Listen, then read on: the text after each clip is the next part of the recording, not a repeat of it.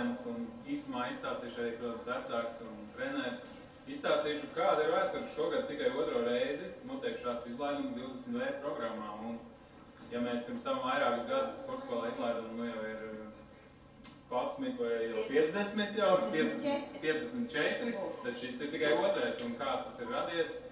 Nu, pāris gadus atpakaļ Izglītības ministrijā izdomājām, ka šī sporta izglītības programma, ko jūs sporta skolā apgūstat, piedaloties sacensībās, treniņos, tiesāšanās, sacensību organizēšanā, taktika, viss pārējais, kas tiek iekļauts izglītības programmā, ir apgūstam vairākas gadus. Vai nu sporta skolā tālāk studijas, un tad, ja jūs iegūstat pēc 3-4 gadiem lielo apliecību, 30V, kur jau ir pavisam cits svars, un 30V apliecībai ir iespējas iestājoties Sporta pedagoģijas akadēmijas pirmajā kursā ar 30V apliecību, ir jau tiesības strādāt arī sporta skolā par treneri.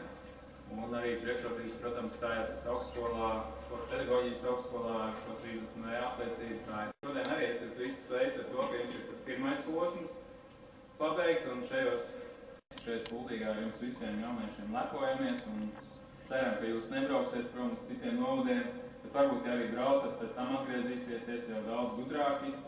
Un mums liels prieks par jums visiem, ka šodien šeit esat, bet, protams, jūs bijāt vēl vairāk, bet mums ļoti saspringts grafiks, viss nevarēja arī ierasties. Tāpēc vēlreiz liels paldies Pasākumu, ka mēs šeit varam būt un vispār, cik jauki ir, kad ir sporta skola. Vai mēs to vēl tā aptveram vai neaptveram, droši vien jau aptveram, cik jauki ir būt. Un šī vakara galvenajām personām, absolventiem. Nu, ko es jums kā vecs vīrs varētu pateikt? Es tā kā kad latviešiem ir tā pieņemts, vai ne, visi saka, nu ir apsējības, vai ne? Nu ir iesēts, apsēts, ir jau maza auglīši, ir jau tā, nu jau kaut ko vācam.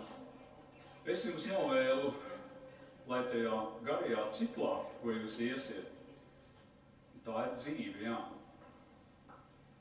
Un sportā, mīļie, nav tik vienkārši varbūt tā pesimistiskais, vai ne, no sākuma ir, un tad nav, un tad atkal tas, kas ir bijis tas sīkākais un mazākais, vai ne, tas stādiņš, beigās tas lielākais un stiprākais.